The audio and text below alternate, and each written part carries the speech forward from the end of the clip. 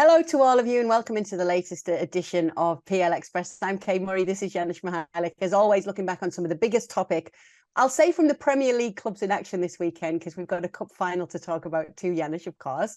But we will start with the leaders, Arsenal, with a win over Leicester. 1-0 this one finished. What's the latest twist and turn and feeling on the title race after this performance from Arsenal?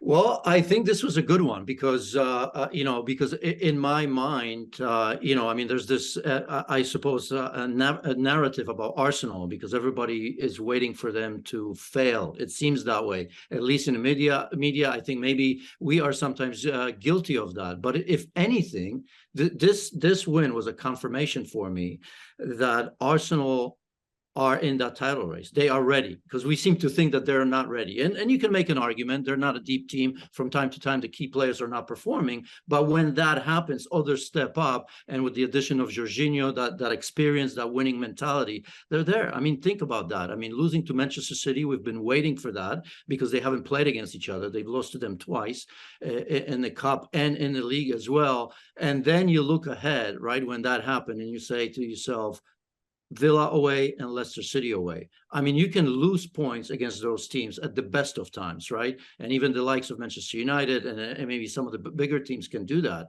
But what a bounce that was. And this was not a great performance by any means from Arsenal. And yet they found a way to win it. They had to shake things up a little bit. We saw Leandro Trossard playing as a false nine, which he has done at Brighton. And I thought he was very bright. Had an assist on Martinelli's goal, and they were able to interchange in that position within the game as well, which was very important. So, I mean, Mikel Arteta is looking for solutions. He's finding them. And I think, to me, that just confirms that they are in that hunt. And now for the rest of the season, in terms of the title, is going to be week by week. It's easy to say, it's always that way, but more so now, because I think if Arsenal beat Everton midweek, again, the distance is going to grow just a little bit, and it's going to put that much pressure on Manchester City and Manchester United. So I thought it was a very, very important win for Arsenal while not being at their best. Yeah, I'm glad you brought up Leandro Trossard and Martinelli and the connection that those two had. Can we go a little bit deeper into that? I feel as though that's something, I feel as though there's a lot of chemistry that we saw between the two of them. Well, good players find each other, especially the technical players, right? And we've seen that with Gabriel Jesus, who was tremendous. And again, he's been missing for a long time. He's going to be back, so that's an added bonus. But I think, I think Gabriel Jesus was able to tie that in a little bit, right? And especially with Saka, who, by the way, in that game against Leicester City was a little bit on the quieter side. And you and I have had this talk about Edin Nketiah, and I'm not sold on him. Again, I'm not saying he's a bad player, but in the system that Arsenal play, he's not as mobile as Gabriel Jesus, and he's certainly not as mobile as Leandro Trossard as well. Good players look for each other. So again, not to say that Edin Nketiah is not a good player, but I still think of him as more of a finisher. I don't think in a combination play, he's the sword that is going to drop in those pockets or find themselves with back to goal under extreme pressure to be able to find these little channels, 2, 3, 4 yards where it's tight, where there's a lot of traffic. And I think Trossard did that better. So then I suppose the positive of that, though, is showing the options. And the options as well is that in saying, if this wasn't Arsenal's best performance and they still come away with a 1-0 win, it's another tick in that box, on the way to what you need to become a title winner, right? Yes, it's also a good recruitment, because so much was said in January, right? That, Mudryk didn't come in, Caicedo, or, this player or that player. But the two players that came in shows me that there's long-term planning anyway, right? Because every good team should have that. And we just assume that these teams in the Premier League with all kinds of money know exactly what they want. Well, we'll get to Chelsea. We don't know if that's true. In fact, we probably know that it's not the case. So here's Arsenal understanding the need for a player like Trossard that can play centrally, that can play on the left-hand side. You can probably put him just about anywhere. I mean, I could see Trossard playing, number 8 in the center of the midfield, and he'd do fine in that system. And of course, Jorginho, the experience that we've talked about. So two players that came in made an immediate impact for Arsenal. Let's get to Chelsea then. Let's not wait. Obviously, losing at the Tottenham Hotspur Stadium to Spurs is a place that they've done well in past games and past visits there. So a lot of eyes were on Potter with this one, particularly with the pressure that was already on him. Are Chelsea going backwards, Janusz? They are, and that's what's going to have to happen. I think we knew that. Maybe we're afraid to say it, and it depends, how you look at it, because the issue is going to be the continuous pressure from the fans. I think the fans were open to what was happening, because after a critical situation of last season, they got an owner that's willing to spend. Which fan base doesn't like that? Usually, it's the number one complaint. Here comes this white knight and spends all kind of money. But the issue for me with Chelsea is that I hope that Todd Bowley has a feel for his team, has a feel of what's going on and how long this project actually is going to take, how long it's going to take with Graham Potter in charge. Because I think we hear sources that Graham Potter is there for a long time. I almost feel that the way Chelsea are at this moment, it feels that Todd Bowley better come out and actually says it himself. Look, this is going to be painful. It may take time, because look, this project, by the looks of it, is going to take 2 or 3 years. It really is going to be at Arsenal. Are they ready for it? Is that what Todd Bowley thought is going to take? How long it's going to take? Because I promise you, he didn't. I also promise you that Graham Potter didn't sign up for that. He had zero idea that this is going to be such a massive rebuild, and that has the look of Arsenal, maybe even Manchester United. And Manchester United, as we've seen, turn it around within a season, within 6 or 7 months, under the right leadership. And it just makes me wonder if Todd Bowley understands how massive this project is becoming right now.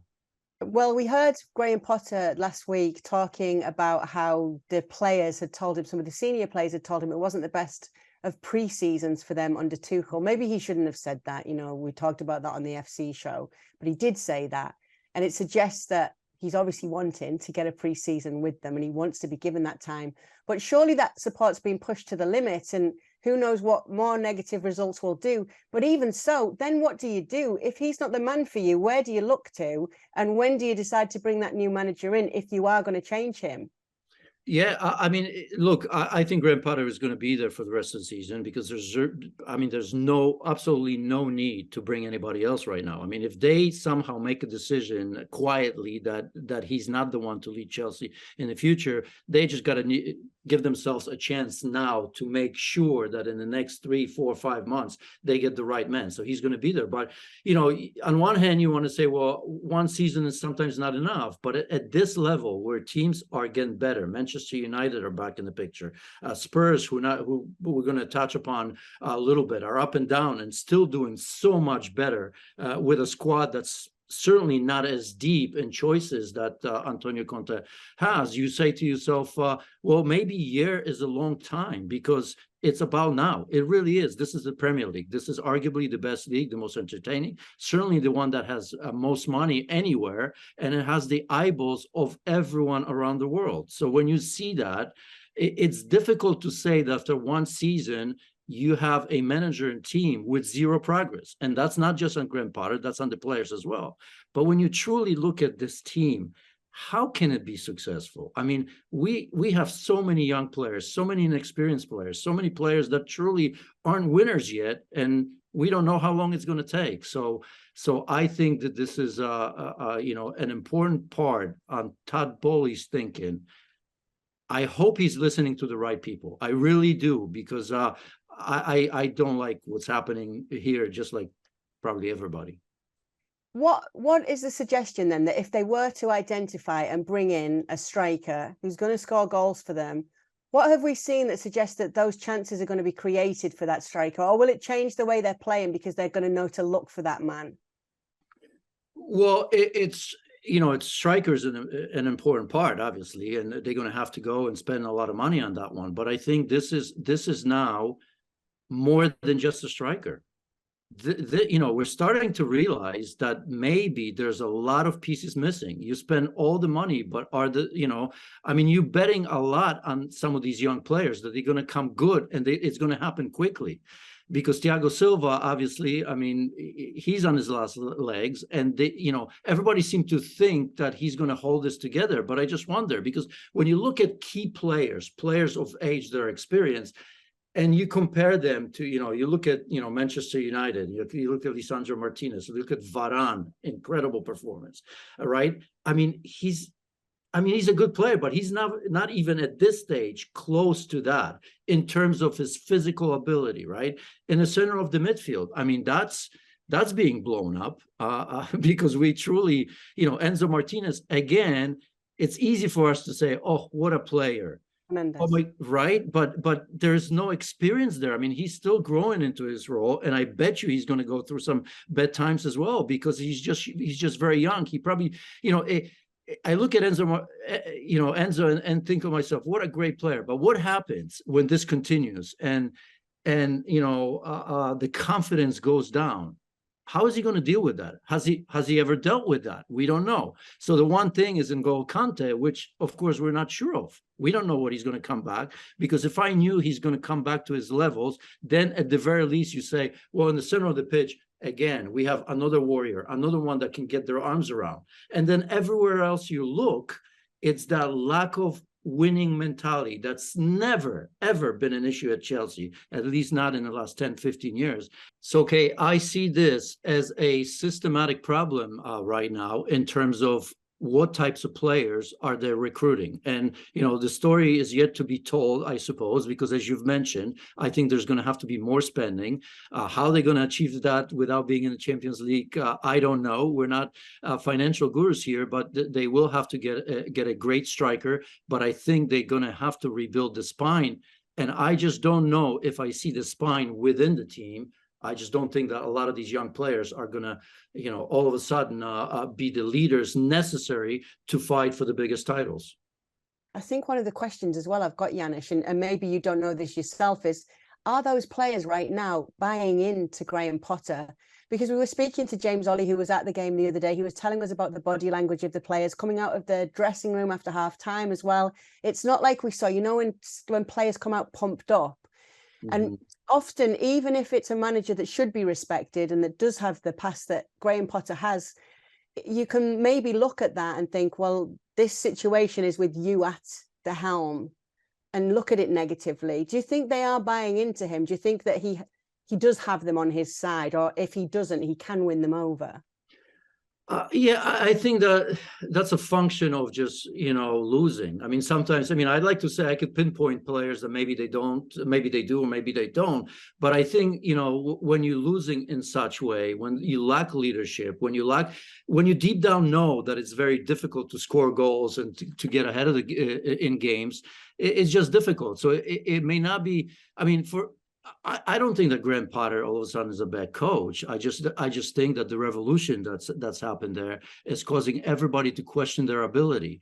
And you question your ability when you're young. You haven't achieved anything. You haven't proven anything just yet. So you're desperately trying to fight for your spot. And every time you go out there, the pieces of the puzzle don't work, and all the changes don't help right now. So I think it's a club that at the moment is lost a little bit. The players trying to find their spot. Graham Potter is under critical pressure that maybe he didn't even envision, and that goes upstairs to a manager, right? You look at it. To the owner. That's also an experience, and who knows if he does listen to people or not. Let's touch quickly on Liverpool, Janusz, and your latest thoughts on what we saw from them against Crystal Palace in that 0-0 draw. Yeah, extremely, extremely disappointing. Again, after the two wins in the Premier League, which brought them closer to that fourth spot. As we know, results kind of went against them, didn't it? Because the narrative is no longer Newcastle, and the fact that they didn't play. If Liverpool won, they could have gotten a little bit closer. It's Spurs, right, that are kind of starting to separate themselves, not just from Newcastle, but certainly from Liverpool as well. After the horrific loss at home against Real Madrid, you would have thought that this is the moment, but as we know, it's not easy. You can say that players will pick themselves up, but it shows a different problem.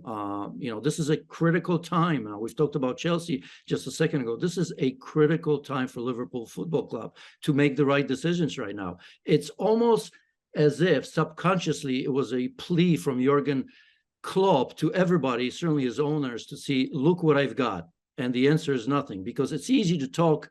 It's easy to talk about, that midfield. But I mean, I don't think Jurgen Klopp could pick less creative, less physical, and less mobile midfield if his life depended on it, right? If you look at Naby Keita in that midfield, Henderson and James Milner. I mean, this was the problem, but just, at times in between, you could have counted on Fabinho, that's at his best, and maybe, Thiago Alcantara when, obviously when healthy.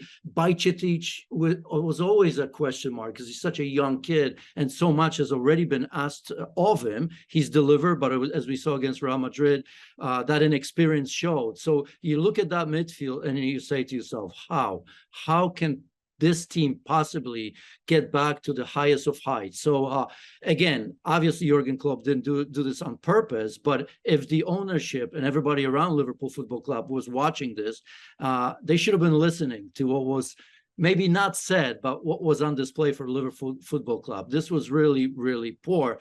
And the critical time is right now is how long does it take us to get back to that level, or at least to the level to compete with resurging Manchester United, with Manchester City that will continue to be good, with Arsenal who are coming back and are going to get much, much stronger regardless when they finish right now. So with all the money at play and the importance of Champions League, and frankly, a big, big possibility that Liverpool won't be a part of it. Don't be the Arsenal. Don't be Manchester United of the last few years. And who knows, maybe don't be Chelsea, because sometimes if you don't make the right moves, it's going to take 3, 4, 5, 6 years to get back where Liverpool so desperately wanted to be at. And they were, these cycles happen to everybody. Everybody understands this. This is no drama. It just happens. It's a question of how you react and how quickly you react in changing things. One team that's definitely on the way back up is Manchester United. They won the Carabao Cup over the weekend. Ten Hag's first piece of silverware with the club. What were your biggest observations from this game? I think the same that you and I have been talking about it. This is Manchester United, and let's be fair, because I don't know how much time we're going to have to talk about Newcastle United. Both teams saying we're back. We're here in the big time. It may just take some time, especially for Newcastle, but they are back. We've seen this, you and I, for a long time. I think the one thing that we can feel comfortable in saying that we didn't just jump on this bandwagon of Ten Hag. We've been saying this for a little bit. I've said that if they beat Barcelona, they're going to go from strength to strength, and this is going to continue. This is a wonderful, wonderful transformation under an incredible manager who understands what it means to manage best players at the highest level of football. You were talking when we were going into Chelsea's problems about some of that youth and where some of that leadership might come from. You look at players here, Casemiro, Lisandro Martinez, Rafael Varane, and then the partnership that those two have got right now. Winners already who weren't even fazed by the big occasion. Chelsea must be looking so longingly at players like that with all the money they've spent. Yeah, but they have those players in place already. That's the massive difference. That's why the points that I've made about Chelsea kind of go well with this one, because Chelsea don't have those players, not at this caliber. I think we always felt that Manchester United had those type of players. Yes, they've added, and again, they made the right decisions. I mean, how long ago has it been since Lisandro Martinez was too small, right? We talk about Casemiro, who and you know him very well, right? Covering La Liga, and we watch it. I almost want to say that he's actually playing better than he did at Real Madrid, because at Real Madrid he was tremendous, but he also had the likes of Toni Kroos and Luka Modric at their best, right? So he could concentrate on his job to make sure that he sweeps up and behind him. A player that I felt protected the backline in Real Madrid tremendously. I think he saw this as I can be the one and the most important in the midfield, because he wasn't always that at Real Madrid, right? Maybe he wanted to prove a point that he's not done. He's certainly doing that. But it's almost too easy to talk about that, just that, because look at Rafael Varane. I mean, we're not talking about it. This is a player that won everything. Is there anything that he hasn't won of any importance, right? I mean, this is a player that's reborn, who understands his role right now, and who I assume benefited from Ten Hag as well. But most importantly, we have to look at Ten Hag from a different angle as well, because he's added an incredible fluidity to this team. And if you think of Dutch managers, I mean, the one thing you say about Dutch from the young age, right? I mean, if you play in Holland, you have to be able to play in every position, and that fluidity is total football. Right, total football. You have to, and look at that. I mean, he can make changes without making changes, and you know, so the fluidity starts in the back. Luke Shaw, left back. I mean, obviously much better now than he was before. There was so many question marks about Luke Shaw. If he's good enough, can he last the entire 90 minutes, right? Remember, and it was true. I mean, to me, he was the player that could only play for 60 minutes, and after that, he was done. Now he plays center back. He plays center back because he knows how to bring the ball out of the back. He's technical enough. Ten Hag trusted him, right? You look at, you know, further up the pitch, and you know, we can go on and on and on. And you know, Wout Weghorst can play number 10. He can play number 9. You could look at Bruno Fernandes, who plays on the right side. Even in this last game, started central. Things maybe weren't at the best when played a little bit wider on the right side. Rashford, number 9, he can play on the left wing as well. And not to say that others don't do it. Manchester City certainly does from time to time, but I think there's more purpose in this Manchester United team when and how they change these players. You look at Wan-Bissaka coming in. What a competition there with Diogo Dalot. Dalot on the yellow card, understanding, no problem, quickly out. I don't know. I mean, I'm sure everybody saw that. I mean, he's put in 3 or 4 tackles within the first 10 minutes he was on the pitch that were not only critical, but perfect. So he feels that competition. He feels that he was given a chance, because Wan-Bissaka was a forgotten man for a while there. But you know, he took this upon himself to say, no, I want to be a part of this because there's something special happening. They see it, they sense it. It's not done, but it's on its way. Last question. I'm going to return to a question I asked you a couple of weeks ago, because I know how you are, Janusz. Sometimes you go away, you think about it a little bit longer, and you go, oh. So a couple of weeks ago, we asked you who would be the perfect complement to Marcus Rashford if they were to bring another player in up top. Who would it be for you? I said it before, I'll say it again. Harry Kane would be ideal man for now. I mean, he's still got some years to go. I think somebody, you know, maybe Ivan Toney, another player that I think understands the league. He's young. Obviously, he's got some issues off the pitch, but, you know, hopefully that's resolved. And I don't know if that would be an issue for Manchester United and for Ten Hag, who we know discipline and stuff on the pitch and off the pitch is extremely important. I don't know him. So it's very, very difficult for me to say, but those 2 players come to mind. Obviously, somebody like Osimhen, ideal. I'd still probably, you know, I mean, he needs to confirm that, but I think we've seen enough to know that with his pace, ability to score, more importantly, an ability to assist as well, right? So he does more than just score, would be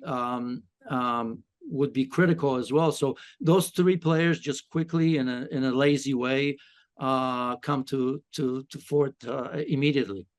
But I think Harry Kane would be. I really do. Harry Kane with that, and just the fact how hungry he is to get a title. I think that's super important. Combination play, as we've said, in terms of fluidity, I could see Ten Hag being able to use him as that number 9, number 10, change things around a little bit. His hunger and his incredible consistency in his career in this particular league as well, and obviously playing for England, international, scoring in the Champions League. Almost a perfect package. And the experience, I would forget about his age, because experience for now, here and now, is critical for the rest of the season now and for next year, where certainly Manchester United are going to be one of the favorites to win it. Yes, and maybe Harry Kane will end up in Manchester after all, but not at the club it was supposed to be in the beginning. Thanks so much for being with us on the latest edition of PL Express. We're here every single Monday. Make sure to always join us. Thank you very much for watching ESPN FC on YouTube. For more highlights, analysis and exclusive content, be sure to subscribe.